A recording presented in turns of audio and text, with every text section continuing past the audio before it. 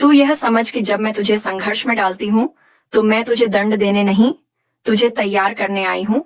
जैसे लोहे को तेज धार वाली तलवार बनाने के लिए बार बार आग में डाला जाता है और हथौड़े से पीटा जाता है, वैसे ही मैं तुझे जीवन की आग और चोट में डालती हूँ, ताकि तेरे भीतर का हर कमजोर हिस्सा टूट जाए और केवल तेरी सच्ची शक्ति बची रहे।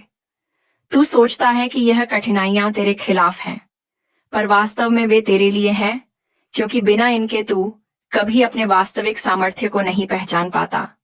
तू यह मत भूल कि मैं तेरी माँ हूं, और कोई माँ अपने बच्चे को बेवजह पीड़ा नहीं देती। लेकिन एक सच्ची माँ यह भी जानती है कि अगर बच्चे को जीवन की सच्चाई नहीं सिखाई तो वह दुनिया के सामने टिक नहीं पाएगा। और मैं चाहती हूं कि तू केवल टिके नहीं, बल्कि चमके। तू किसी भी अंधकार में प्रवेश कर सके और बिना भय के वहां प्रकाश फैला सके। तू यह भी याद रख कि जो लोग संघर्ष से भागते हैं वे अंततः जीवन से भाग जाते हैं, लेकिन जो लोग उसका सामना करते हैं वे जीवन के स्वामी बन जाते हैं। और मैं चाहती हूं कि तू स्वामी बने, दास नहीं।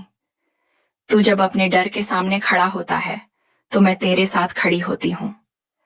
भले तू मुझे न देख पाए, लेकिन मेरा हाथ तेरी पीठ पर होता है, तेरे कदम को स्थिर करने के लिए, तेरे दिल में साहस भरने के लिए।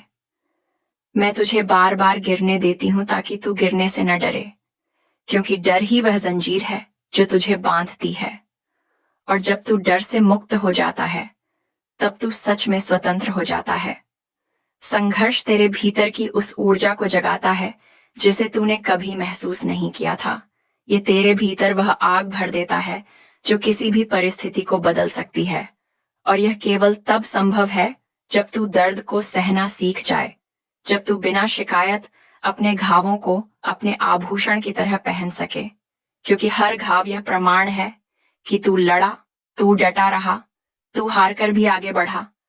और यही वह भावना है जो तुझे मेरे सबसे करीब लाती है। तू देख कि तेरे जीवन में जो सबसे कठिन दौर रहे वही तेरी सबसे बड़ी शिक्षा बने, वही तेरे सबसे गहरे परिवर्तन के पल बने। और अगर तू यह जान ले कि संघर्ष ही तेरे जीवन का सबसे पवित्र साधन है, तो तू कभी इससे भागेगा नहीं, बल्कि इसे अपनाएगा, क्योंकि यही तुझे मेरे स्वरूप के दर्शन कराएगा। और मैं तुझे यह वचन देती हूँ कि जब तू अंततः इस मार्ग पर थक कर, टूट कर, रोकर मेरे चरणों में गिरेगा, तो मैं तुझे ऐसे थाम लूंगी कि तेरे सारे घाव भर जाएंगे, तेरे सारे भय जल जाएंगे, और तू अपने वास्तविक स्वरूप में खड़ा होगा। वह स्वरूप जो अजेय है, अमर है और मेरे ही प्रकाश का अंश है। तू जब मेरे मार्ग पर चलता है तो यह मत सोच कि यह फूलों से सजा होगा।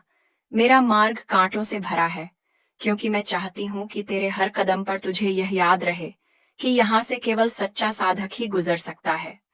जो झूठे सुख और आसान रास्तों के पीछे भागते हैं वे जल्दी ही थक कर लौट जाते हैं, लेकिन जो मेरे लिए अपने प्राणों तक को अर्पित कर देता है वही उस मार्ग के अंत तक पहुंच पाता है जहां मैं अपनी बाहों में उसे समेट लेती हूँ।